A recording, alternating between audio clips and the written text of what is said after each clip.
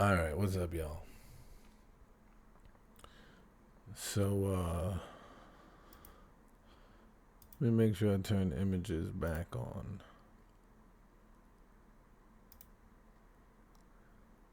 for everybody.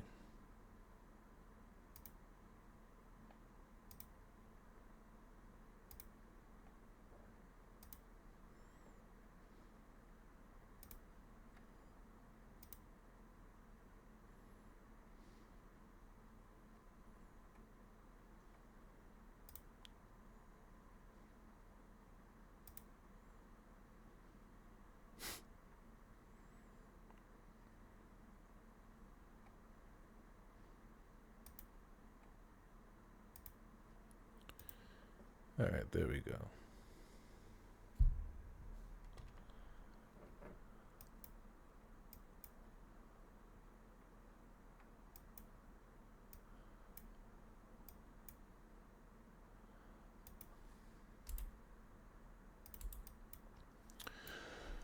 All right, so uh,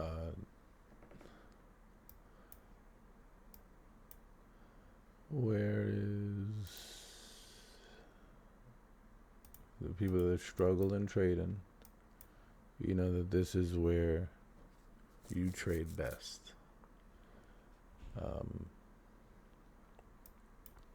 but as we mentioned over here, this was the zone at the top of the range that was made to get liquidated. We talked about whenever it is that we do liquidate that zone, sorry, at the bottom of the range, whenever we do liquidate that, we end up seeing accumulation happening there. And then you could see price move back to the other side. So when it comes to just selecting something random from the left to try and trade with, this is how people end up getting clapped. It's we get into this zone, right? You're expecting a candlestick structure shift within here. You just move this to the side. You're expecting a candlestick structure shift within here, which that's what you get. You trade below the previous candle's low, right? You tap back in, right, to that previous candle. And now you're sell stopping here.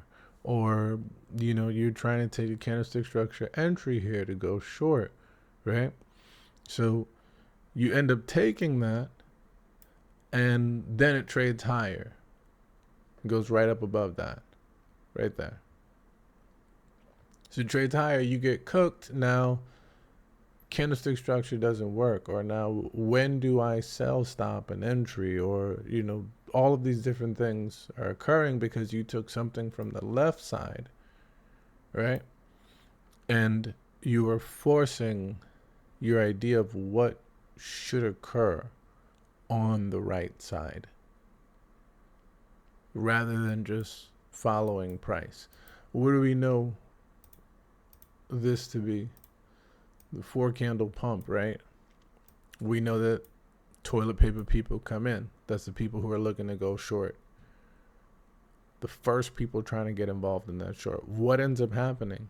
They get cooked. Smoke them out. Right? So we trade up above that zone. This is the teaching that you guys were taught later. And you see that's where accumulation occurs. Right above the zone at the top of the range or the zone at the bottom of the range. The accumulation will occur below the zone at the bottom of the range. The accumulation will occur above the zone at the top of the range. I mean, vice versa. You know what I'm saying? So, again, if you took this entry, limited in, scalped it, remember the homework is this. This is what the homework is. This same zone would have been used for homework. Tap into the 50% of the zone. Previous candles low there. And then the 1-to-1 here.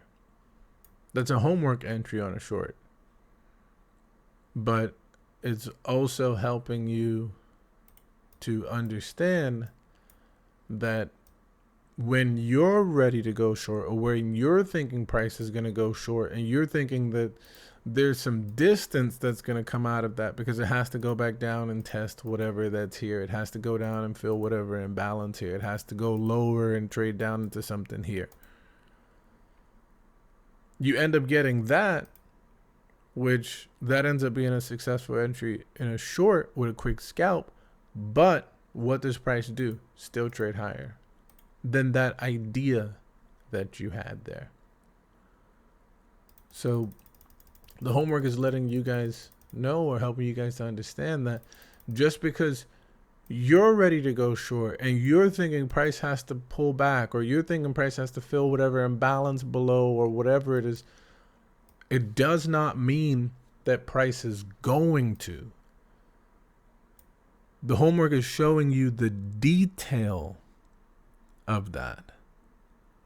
The detail of that. So that's why it's very, very, very important for you guys to take time to go through it. I said 100 entries by the end of this month. That's more than enough time. You could find so many entries in backtesting. There's more than enough time to be able to take entries. There's no, it's not possible, or that's if you're forward testing. Of course, you're not going to take 100 entries, in 10 days of trading. At least I would hope not. But in back testing, you could see many different entries work out the same way. And you can do a lot more entries in back testing than you can forward testing. It's just important to see the stuff that you're doing in back testing. It's important to see it while you're forward testing. It's important to see that in real time. So was the first thing that we noted about this. We mentioned could occur. Stoic showed us it on the 12-minute. I was like, oh, this is on the top of the zone at the bottom of the range. That's more than likely we're going to trade up above that. And that's exactly what happened. We shifted right up above it. So then we saw that there's possibly some imbalances below. Did it tap into any imbalance on the 12-minute? Oh, wait, 12-minute. We tapped into the first imbalance and put a new high on a 12-minute. So when we think that we're following structure, right?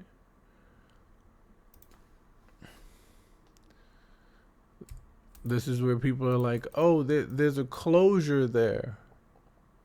There's a closure there. Slight body closure inside of there.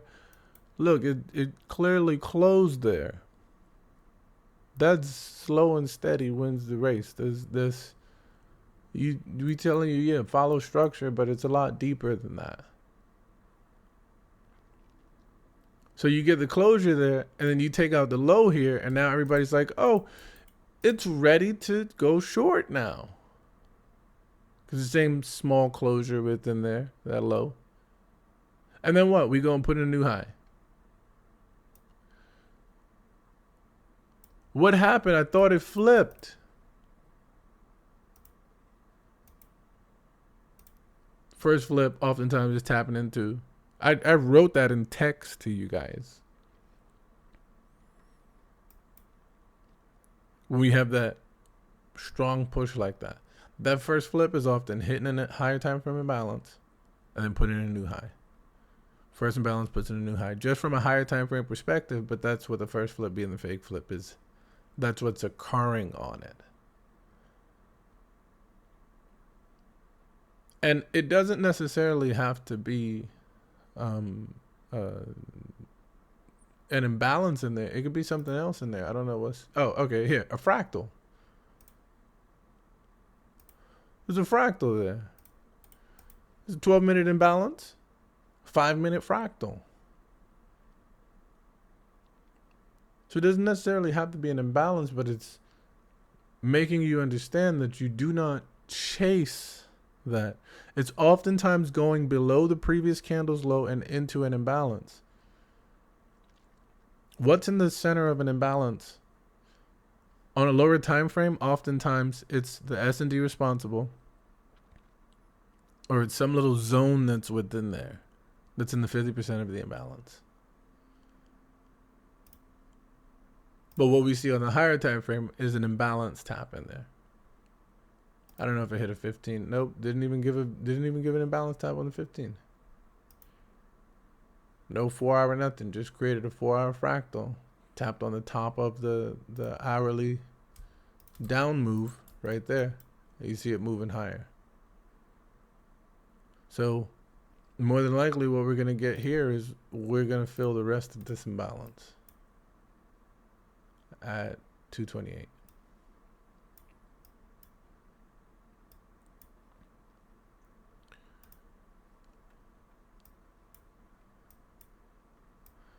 And what we have is a host of people seeing this short overnight and not following what price is doing, and what, shorting everything down, wanting to short everything lower. As it's just moving up. So you need to know how price moves before trying to force it into, doing whatever it is you think it's doing. Trying to hold into lows, and then now it's just clipping every single entry going up. You got short there, you got short there, you got short there, you got short there. Now, what I will say is, if you did and you targeted previous candle lows, the scalp within there, I guess this would have not necessarily been a good scalp here because it stopped into the zone. But it's still somewhat almost a 1-to-1 on the sell stop there. But a scalp within here, take the previous candle's low, right? A scalp within here, take to the previous candle's low, right? Those could have still been successful entries had you honored your experience, understood that they were scalp short entries, and paid yourself while the market just went back up the other way. So it's not hard to get in, pay yourself, get out, and learn. It's just when we begin to have these ideas that the position that we're in, when we have no real understanding of where price is headed, the position that we're in is supposed to do this. It's supposed to go lower there. It's supposed to go higher from here. That's what ends up causing us to give profit back or even fumble our entries while we know we are still learning. While we know that we are still learning.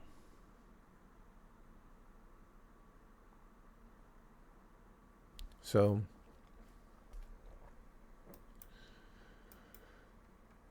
that's one thing. And the second thing, and I'm going to go over this and obviously you guys will see the validity of, other people utilizing these concepts, whether it's ICT, whether it's, Sync-ish, Profitable Loser, whoever it is, I've seen hand in hand with whatever it is that I was doing, whether it was my swing counts on the way up, whether it was, swing counts on the way down, whether it's higher time frame swing counts, whatever it is, you oftentimes see this particular thing happen with price. So you hear a lot of people talk about, midnight open, right? So let's go find midnight. Midnight is there. And you hear people talk about the new day opening gap or new week opening gap, whatever it is. NWOG, NDOG, we don't allow pits in here, but there's some validity to these things. Now, there's people that use it in many different ways. They don't all use it the same, but it gives you an understanding of how most concepts that are traded, if it's traded in a way that it makes money, it's possible to just use it to make money, right? So there's some concepts that are good with a very refined entry. There are other concepts that are good with direction, right? But those things, obviously you want to, the direction, but you also want to be sure that you're getting in on a refined entry heading in that direction, so you're not risking too much, right? That's where our swings come in and stuff like that. We can refine our risk to a swing rather than to a general area or to a larger zone or something like that. So you have this here, right? Midnight open. You hear a lot of people talk about this. Whether it's ICT, whether it's St. Kish, whether it's what's this other guy? Quadrennial guy. You know what I'm talking about. You have the midnight open there, and then you have the spread hour open, or after spread hour, the gap that shows up, the new day opening gap, all of that other stuff. So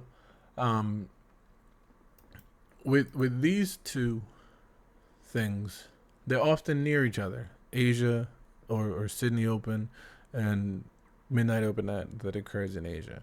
They're oftentimes just around each other, right? Let me make sure I'm recording this.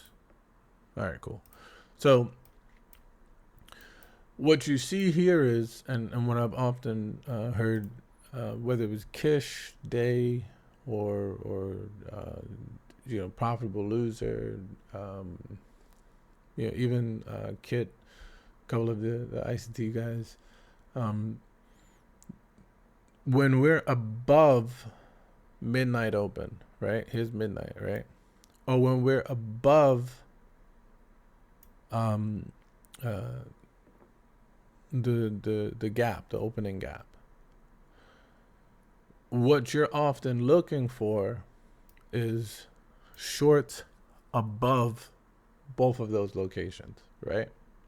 And when you're below it, what you're often looking for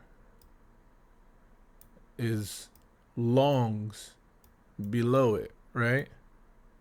Looking for shorts above it and longs below it. Because oftentimes what price does is it trades back to those particular areas. It trades back to that Asian range you hear people talk about, all these different things.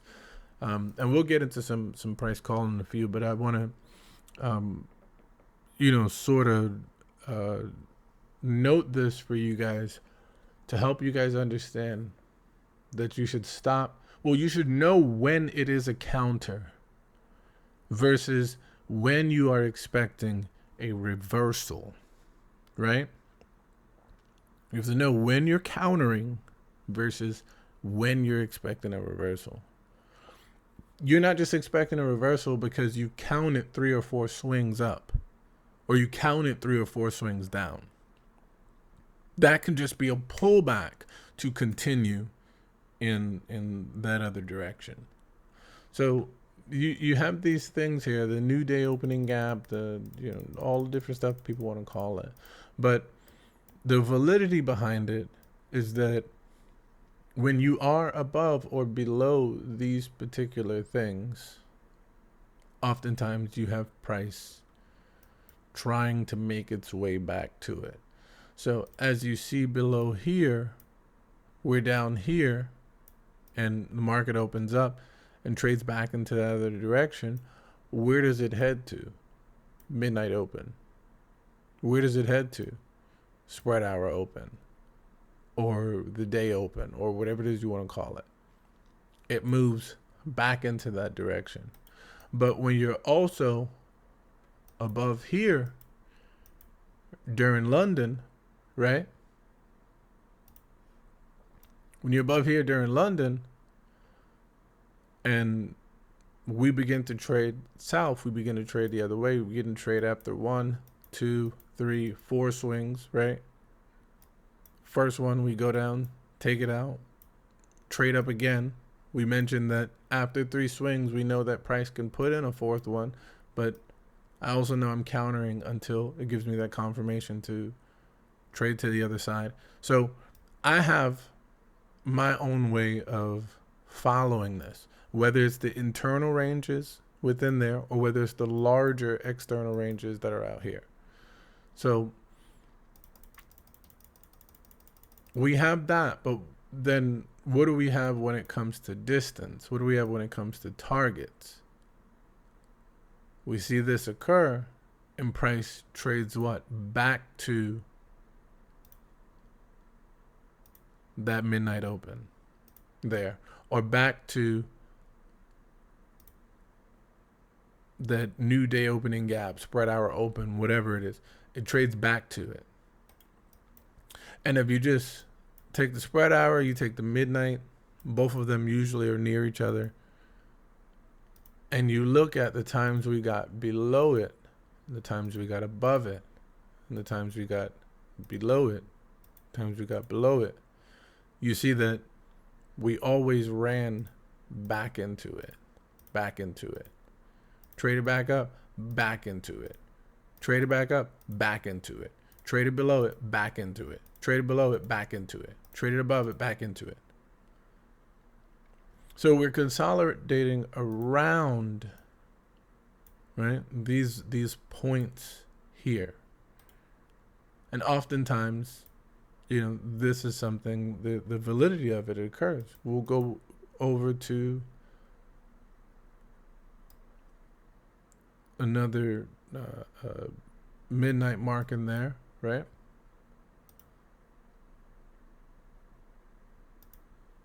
There's midnight, and we'll go to Asia opening here. The new day opening gap, whatever you want to call it. I don't care what you call it. Spread hour open. That's what I know it as, spread hour open.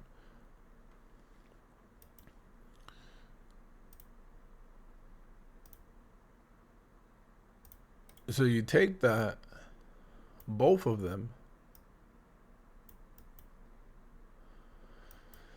and what you end up seeing is the same thing occurring. You get below it, you trade back into it, right? You get above it, you trade back into it. You get below it, you trade back into it. You get above it, you trade back into it. You get below it, you trade back into it. You get below it again, you trade back into it. You get above it, you trade back into it. Then we end up trading away from it again, and then what? We trade back into it. All within that, across all of those sessions. New York up there, the rest of New York there, all within those sessions. But as I mentioned, for me, if I'm counting my swings, I'm doing my normal swing count, there's 4 there, and then you see the reverse going that way, right? You trade up there, you have another one there, you have another one there, another one there, and then you see the reverse, right? So this is something that I've been doing myself, but not trading back to these things. I don't have them as targets. What it is my rules of when I have that 3 swing count, use the larger swings. Each leg has its own swing, so these are just the larger swings that I'm using. You have a 4th one created here, right? And look at this. We get up here, and we begin to reverse to the other side. So my swing count that I'm using is often leading me to where price is set to turn around at. But when price turns around, where does it often head? That turnaround, a lot of people are countering that turnaround, right? Trying to trade against price leading its way back to these points. Sometimes you see we open up red and we turn green. We open up green and then we turn red. This is the reason behind those things. But as I'm counting the swing count that I have, let's take this within here, right? It's my first one there. My second one there.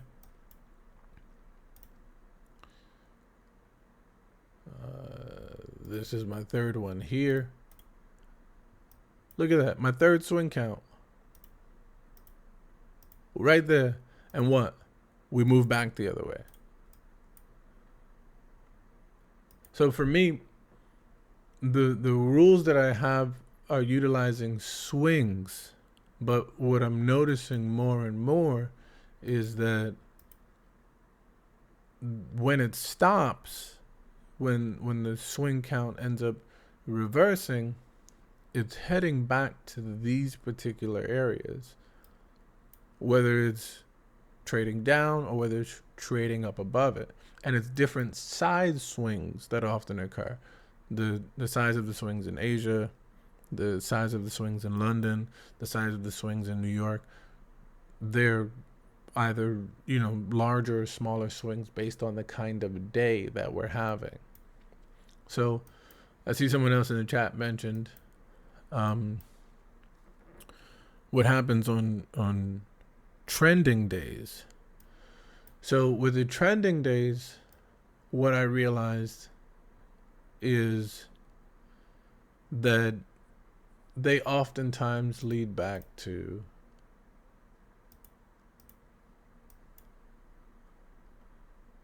and this is where what's this guy's name? Trader Day talked about the midnight open on Sunday. So the midnight open on Sunday is within this candle, this 4-hour candle. Let me get to the 1 hour and probably use that. Yeah, right here. Within this Sunday candle. Right? And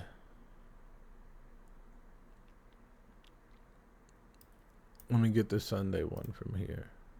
The midnight open, right?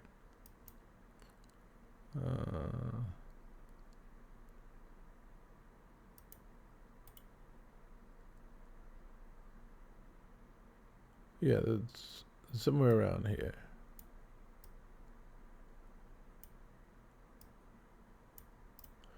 So both the midnight open and the spread hour open for Sunday functions as Monday's target.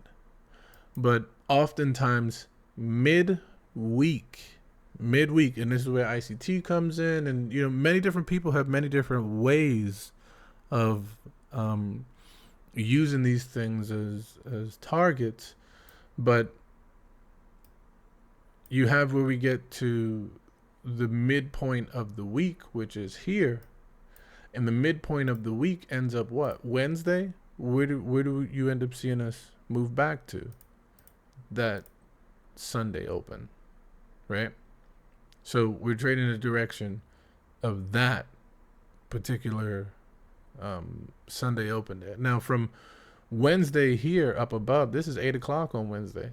When does it deliver to that Sunday open? 9 o'clock on Thursday. So that means that within here, there was that bounce intraday that went from what, 558 all the way up to 704. So it doesn't necessarily mean that, when the market opens or when we're somewhere within here, we're looking to go down and target that there, because this is where what? Swings, pullbacks, that's where that occurs. So let's go to that area up above. I said I usually count my 3, right? Got that 1 there. You got that 2 there. Oh, wait, you got that 3 there. And then 3 is there. It gets there. And what do we end up having within here? This is Asia, right? That's Asia. And then this is midnight right here. Let's just change the color. Make Asia red. This is midnight right here. Asia and midnight. So you have that.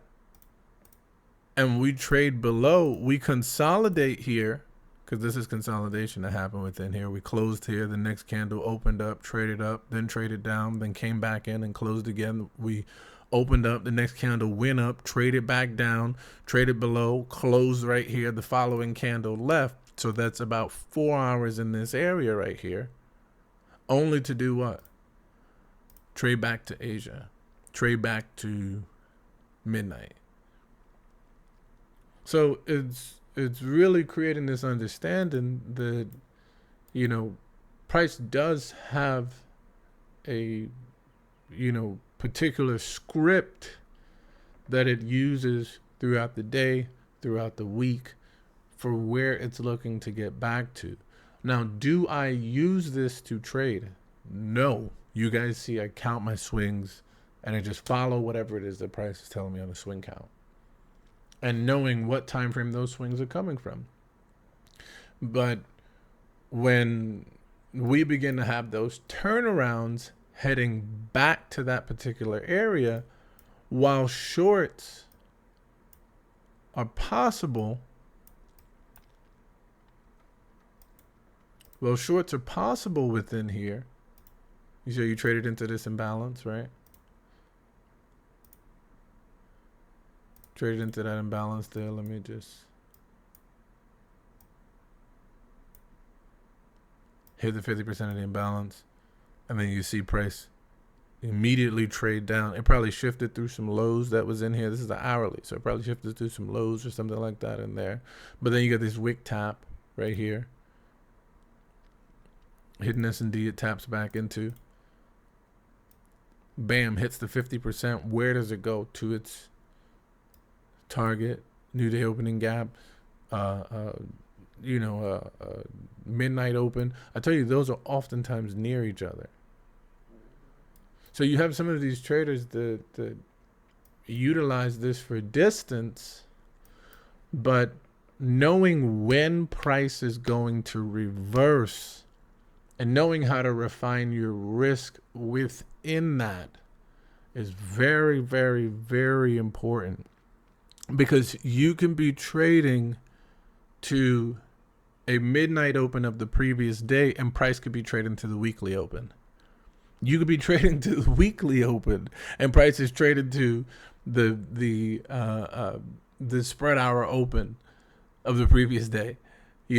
So those things, obviously you would have to work out in back testing, but there is some validity to it. There is some understanding for it that could help you, understand direction, understand distance even, and understand how to stop counter trending. I'm saying this because I saw Kyle say something about counter trending in the chat, and I get it.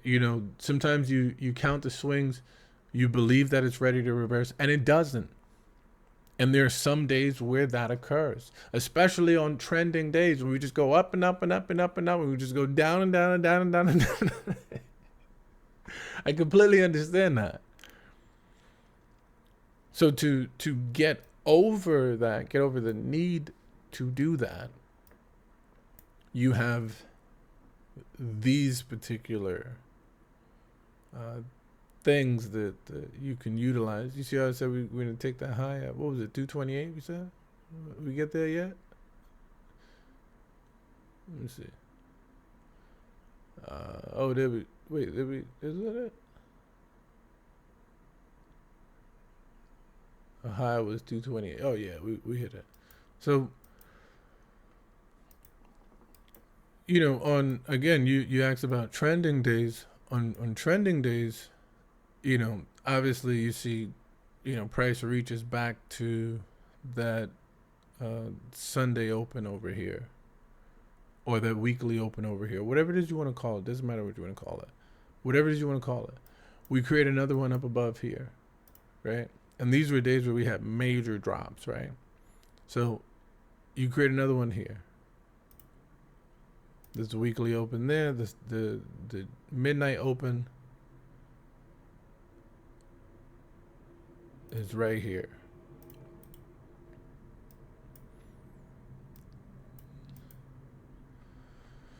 And this is the hourly that we're looking at, but we're paying attention to what we see price doing. So with here, you have this as the Sunday open there.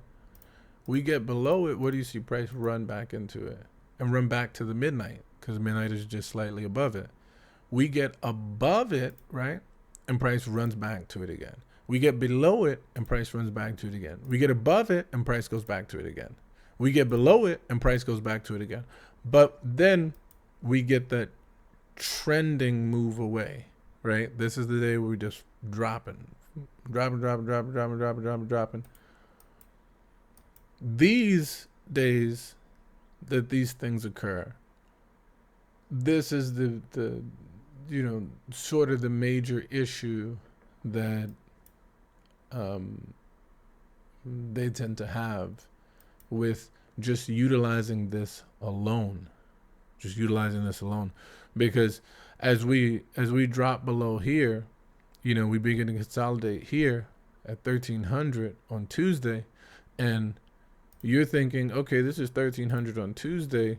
We're going back to spread hour from Monday, and we drop further, right? You see, we just let off a further drop going down below. Now, you have the previous week's open over here. Whether it's Sunday, whether it's midnight, you have that there. And we go back to test. When we were up above right here, 1400 on Thursday, we didn't go back down to it. So we traded up above it like that. And in this week, when we traded back below, we went back to hit it. Right there. So there's the weekly opens, and then there's the daily opens. But what we see here is, and this is where I found the validity of it, was when I looked at a weekly chart. And I saw that here's the weekly open, right? In this, the 20th of February. I see that we opened and traded down to it, but we never necessarily, made it near that open, right? So when we traded down, we shifted back up. We put in this high and closed. The following candle opened up and went down to this week's open, the 26th. But we still haven't gotten back to the 20th. So the next day still goes bearish to get to the 20th of midnight. That closes, and the following week, sorry, I said the next day. The next week goes to the 20th. The following week opens up and goes to what?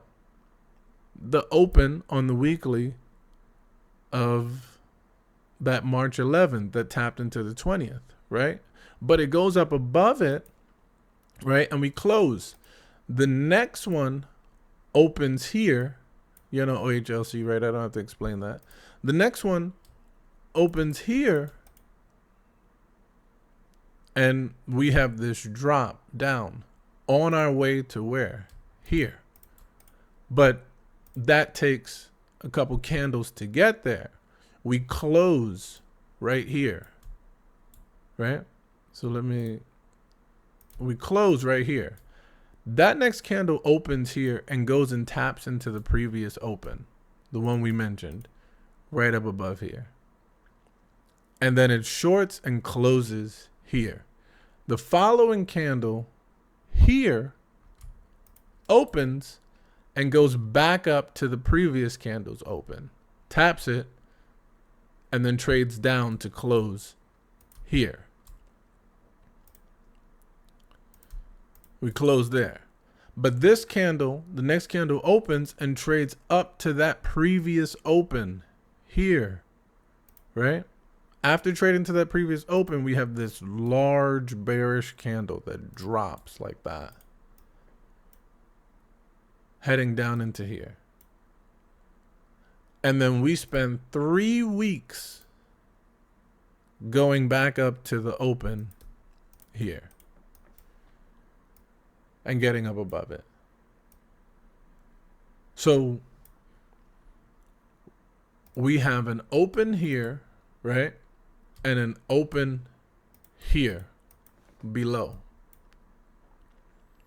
That should we continue to extend higher, this is where price could be looking to trade back into for that week.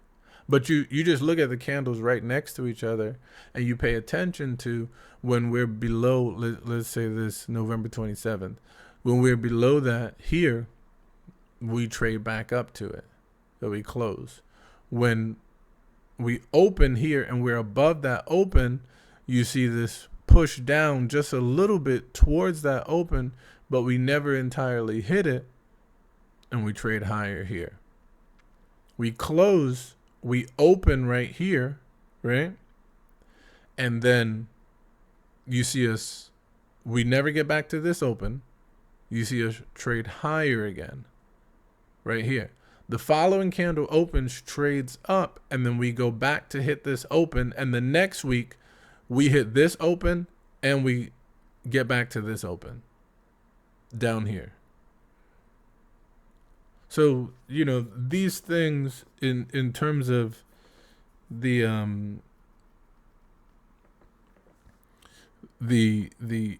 openings of it, they're good to understand when to not counter trend. That's the weekly now. The daily has its own thing that acts the same way. But guess what? If the daily acts in that same manner, then the 4-hour acts in that same manner. If the 4-hour acts in that same manner, the 1-hour acts in that same manner. If the 1-hour acts in that same manner, the 15-minute acts in that same manner. It's all fractal. So if it is all fractal, then there's a fractal way to understand the distance of each swing too. But having the staple of midnight, or whether you're using spread, or whether you're using weekly, or whether you're using midnight, weekly, whatever it is, you need to understand that when price gets into that mode where it's pushing to those targets, midweek is often trading back to Sunday, and session is also trading back to spread. And those things would help you to stop countering. But you can also go into the 15-minute, go into the 1-hour, all of that other stuff, and discover that. Now that's where I'm going to backtest. I'm going to backtest the 1-hour opens. I'm going to backtest the 15-minute opens. I'm going to backtest the 1-minute opens. I'm going to backtest all of the fractal ways to see this and be able to utilize it to, take profit at, be able to utilize it for distance. But this is something that I do believe that you guys should note, I'm not saying to use it to trade. There, like Razor mentioned, what happens on trending days? We know trending days it goes back to the weekly, but if we get caught with this bias that we're thinking it's going to this weekly and then it goes to the previous week's one that it still has yet to tap into, then we end up getting cooked. It's not foolproof. What is more notable is for us to utilize our swings, to utilize, that count. That for me, that's what I live and die by it. I cannot take any more. Once I see that, I'm done. I can't take any more swings. And now I have to counter because this is so now that might show up by way of utilizing the fractals. You have the down candle, you have the fractal there, and then you have the other fractal inside of there, right? So now there's the third one that's made, right? We trade up above it, and the third one here, price ends up failing. Now this is just the daily, utilizing the swings on the daily through fractal understandings. The break, the fractal, and the other fractal that's left there, now we swing the other way. So the break, the fractal, the other fractal there, and now we swing the other way. So it's I see these things alongside it, but I trust what I see more than what somebody else is saying. I've learned to rely on myself, rely on the way I see the market, and note that there's a possibility of these other things occurring too. But I'm not using that to trade with. I just see that there's this credible understanding that comes from multiple schools of thought that show up as consistently as what it is that I trade as well. And if it could be of some use to you guys, then that's something that would help you guys in terms of not countering when we enter that torrential downpour into the spread hour. Not countering when we enter that huge thrust into the weekly. Those things are just things to consider. And like you mentioned, yeah, it's not the strategy, it's the trader. Absolutely correct. It's the trader. And this is why I am so firm with rules. I am extremely firm with the rules that I've set and the rules that I often give to you guys as well. Because I know that the rules is going to make you profitable. There's people that join Profitable Losers Discord, see all these people, hitting their TPs at the same time, and they still losing, still unprofitable.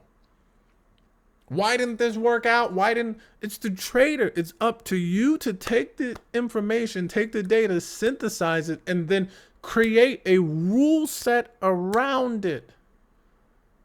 Create a rule set around it. So here's something that I want to show you guys.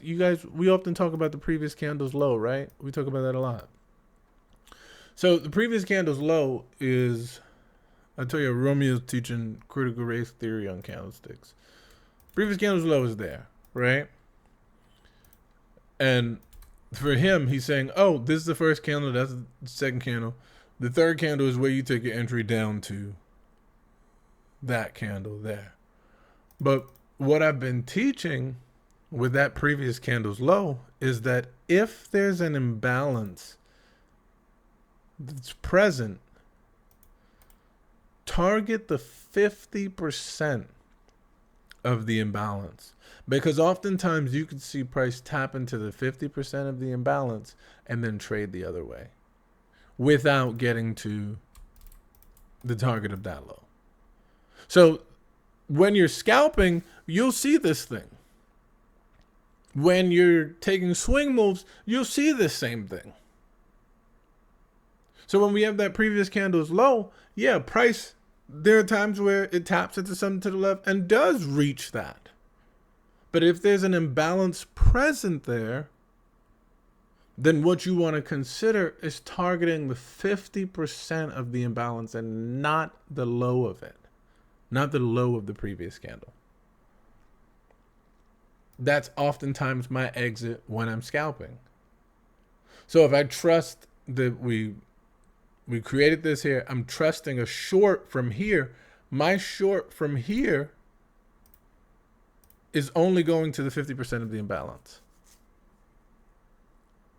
It's not hoping that we get that and then it goes all the way back to my stop loss there. I already lost plenty of times that way to know not to do that. And then maybe there's something with the monthly open and the yearly open and the 3-month open or whatever it is. Maybe it's things like that that, we have yet to really, search into. But these things are important when, you have many people that are looking to, they have these targets of things that they want to see play out. You see Joe bottom ticked down here. Now we're going to 16 something, 6,500. You might been off, fam. I think it's 18,500. It's probably dyslexia. I don't know, something. But we see things like this. When we talked about the daily, right? Yesterday, I dropped something in the chat and I said, yo, we're in the daily. Watch the 50 and the 70% of the daily. But what do we know? Price can deliver a 1-to-1 on the zone. There's the daily 1-to-1. We struck right below it. That let us know earlier today how far we were going. So 8 o'clock, we're trading down. By the time we get to 8:15, we've delivered the 1-to-1. After delivering that 1-to-1, what are we going to do? Trading back into that range there. While people want that previous candle's low. Right there. And we don't get to it. Why? Because that 50% of the imbalance that's there that sends it back the other way that I often see and often know price gives us. Taking this trade so many times to know this is what you target and not this, because oftentimes you can see a move like that where it taps into your balance and sends it right back to your entry. We've been doing this last year. This is how I had that whole run on the unregulated broker, just utilizing that. The same approach. And that's when the previous candle's low has a huge distance between where that doji forms and where the previous candle's low is. That's when it's a large candle in it. That's not when there's like a little tiny imbalance inside of there. That's when there's a large candle in there. So we often target that. Now, are there times where that fails? I mean, look at this. You have this doji, right, that forms there. And you have this push that somebody would be looking for us to trade back in there. Right? Either the previous candle's high, which is very far away from where the doji formed, right? And the 50% of the imbalance there. Now, what does price do? Exactly.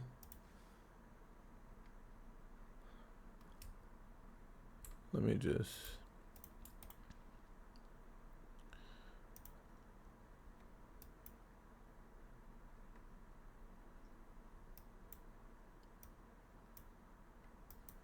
where is it? Right here. What does price do exactly? We have the doji here, or it might actually be... So we tap into the wick of the doji here, and what do you end up seeing? A push that fails to go higher into that imbalance. It trades back the other way. but that's a higher time frame one. So if we're looking at it from a higher time frame, we know that, even though it's just a distance thing that we're looking for, we understand pay yourself.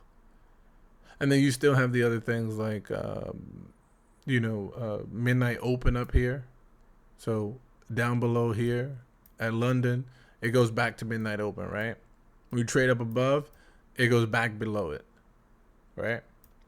And then you have these other things that ends up failing intraday, and that's why I say the midnight open and the London open or the Asia open and all of that other stuff. It's not foolproof, because though a session can get back there, we can get into New York, and New York does not return there. And the reason for that could just be that it's heading back to the previous week's open somewhere back there.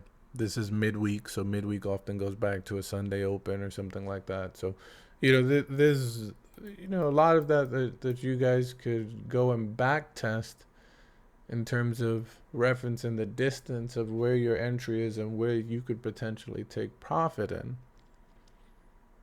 But this is, something that I think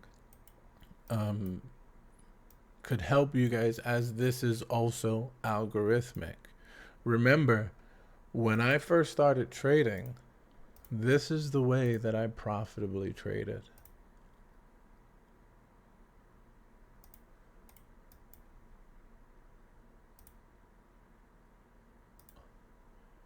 Trendline break, retest. That's the way I pulled money out of the market. That's the exact way that I traded and pulled money out of the market. Trendline break and retest. Were there times where that failed? Yeah, look. Let's say you utilize the steeper trend line here, right? Broke below it, tapped back into it, and traded higher. But the one over here broke below it, tapped back into it, and actually shorted. So of course, you had difficulty with that too. It still was up to me to exercise risk within that and wait. I always said that there was 2 times where trendline break worked. And I know there was one in the morning and one in the evening. That was just my observation on oil. One in the morning, one in the evening. I was literally just trading that way. If I missed the one in the morning, I would wait for the one in the evening. That's it. And I would take trend lines from multiple time frames. That's what actually helped me to understand multi-time frame analysis a lot better. I was taking a trend line from the weekly, trend line from the daily, the 4-hour trend line, the 1-hour trend line, the 15-minute trend line, the 5-minute trend line, and the 1-minute trend line. And I would just watch these things break and retest all over the place. All over the place. Weekly trend lines in a downtrend. 4-hour trend lines in an uptrend. 15-minute trend line is bearish. 1-minute trend line just broke. And it was just playing trendline retest everywhere on all time frames. It's like a spider web almost.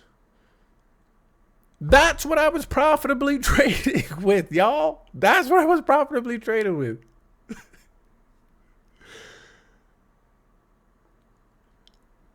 But the problem for me was trusting a trendline tap to continue. So I would wait for the break. Guess how long I was waiting? Yeet. I would have to wait for a break because I didn't trust a continuation tap. Then what caused the trendline tap to continue? Market structure. Oh my goodness. This is what I was missing. But what happens when now it's going sideways? Oh, wait, hold up. Consolidations, ranges, Wyckoff. Oh, this is what's happening when it does that. And then when it breaks and it goes the other way, oh my goodness, Elliott wave? This is what Elliott wave is. And I was just moving into all these different things to enhance the way that I engage with price based on what I saw. I was profitable with trend line trading. That was the start of it. Being disciplined with what I had. I didn't include imbalances and all that other stuff. Even though I saw the validity of it, I didn't include it right away. But it was take what I was good at and then learn something else to add to it. And then when you become good at that, learn something else to add to it. And then when you become good at that, learn something else and add to it. And that's literally what I was doing each and every step of the way. Each and every step of the way. I was trading this way. That's why when I give you guys that advice, stop implementing stuff you just learned. Go and back test it. Take 150 trades on it. Learn how to rely on it first before just adding it into what you know you trade profitably with. Because then that's going to ruin all of your progress. You got to back test it and trust it first. I was learning Wyckoff while I was still trading trend lines.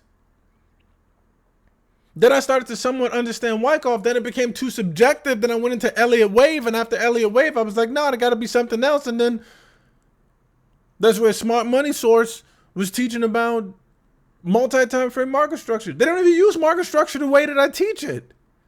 That's where, now I'm seeing these certain areas pop up and lift off of. And I'm like, wait, but if it's market structure, how did you just tap here and go that way? That's where Pips of Persia came in. S&D responsible. He doesn't even use it the same way we use it. All of these different things, before I started to implement it in my own trading, I needed to search out the validity of, could I depend on it as much as I was able to depend on my trend lines? Could I depend on it as much as I was able to depend on my trend lines? If the answer was no, then I was not using it. The answer was yes, then I'd use it.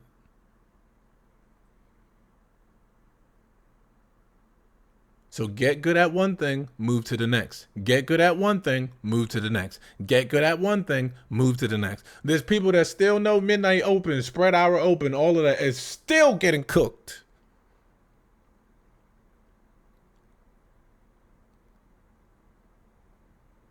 So, you guys got to make sure that before implementing things, you want to test that.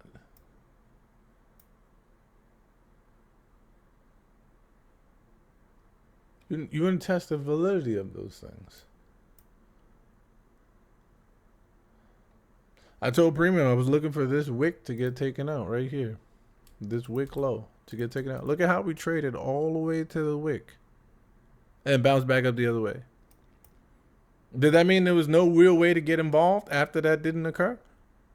No. Because as we going up and up and up and up and up and up and up, as we doing all of that, we're still reading price within here and understanding where we can get involved. Oh, wait, that Stoic showed us the 12-minute? Okay, yeah, the 12-minute, you're just going to tap into that first imbalance and put in a new high. Oh, and as it's going up, you just want to wait until it gets up to, let's see, 228. Yeah, it look like it's going to 228. We get 228 and what? Consolidate right at 228. What do we end up doing? Turning the other way. After consolidate at 228. Where are we at 228? Are we above spread? Are we above midnight? Oh my gosh, we were above that and we went back into.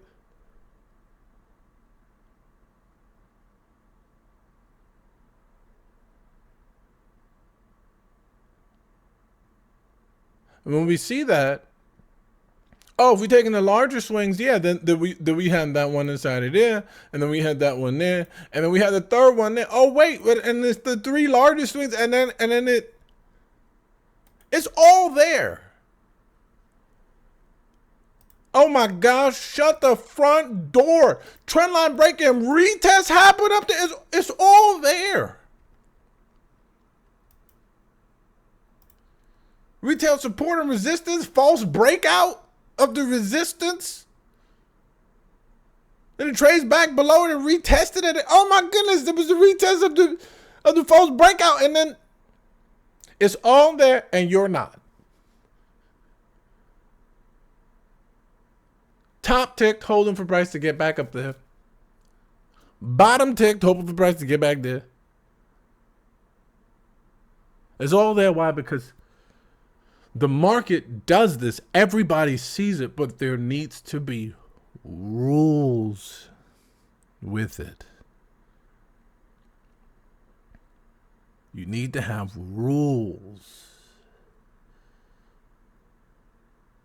You need to have rules. I'm telling y'all, the rules is what helps with the longevity.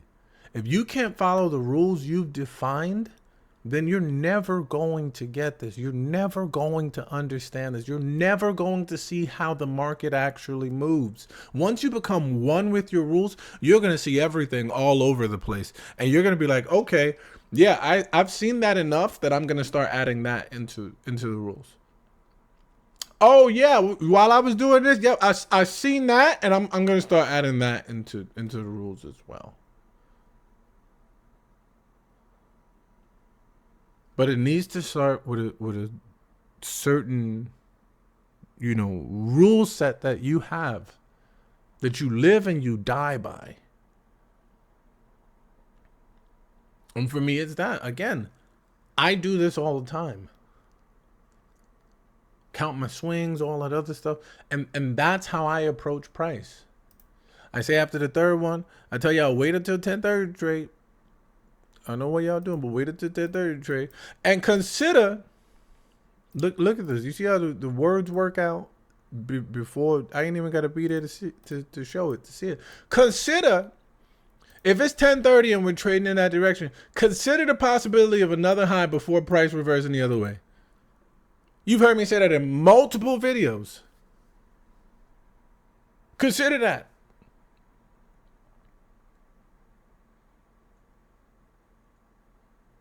And the market still does it, whether I'm there or not there. Oh, if I'm getting into an entry and it's in higher prices, I need a sweep first. So what? Sweep, tap, flip.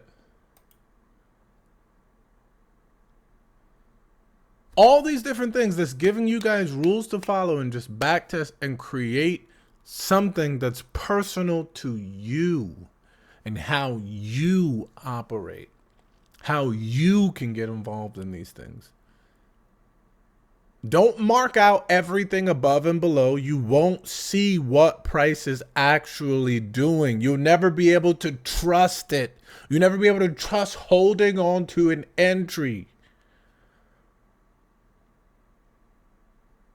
You see that over and over and over and over and over. Trading will become easier for you. Y'all can see me call price from here to yesterday, but what? Only take 3 trades? So I'm not just looking for anything. I'm looking for a specific thing that I've learned to trust.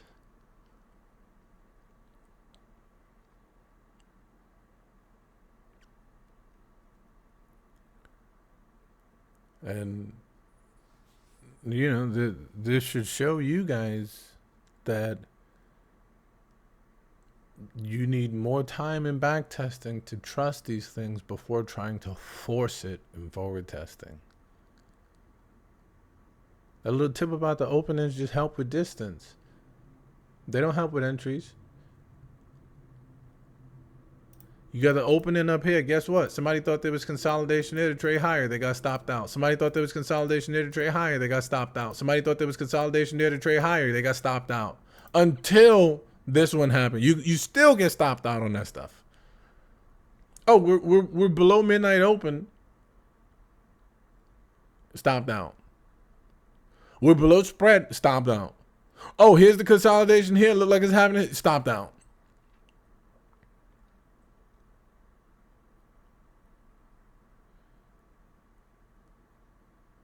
So, I say all the time, it's you. It's you.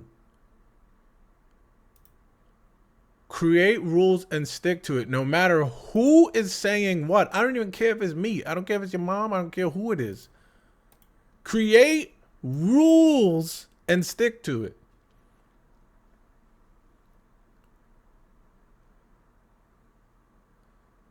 And you'll see more success and more progress coming from that than anything else. You don't need somebody to tell you when to get in.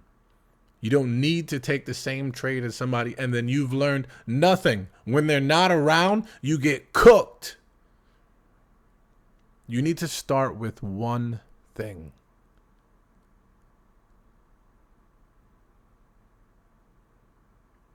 So in terms of what's explained in this video, you guys got plenty of things to utilize. I show what I use alongside what some of the other traders out there use.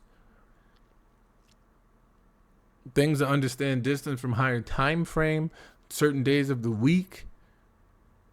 You considered whether it's a trending environment, whether it's a ranging environment. These things still occur algorithmically.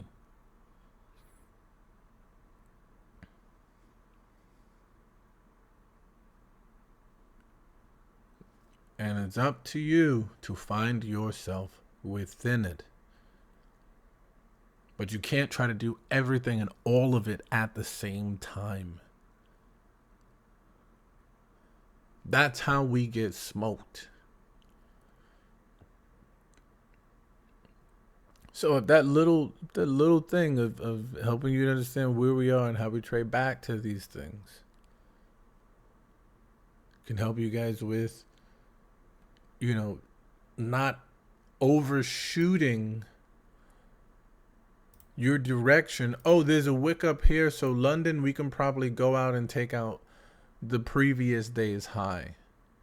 And if London takes out the previous day's high, then New York is going to go and take out the previous day's, and then you don't even get that.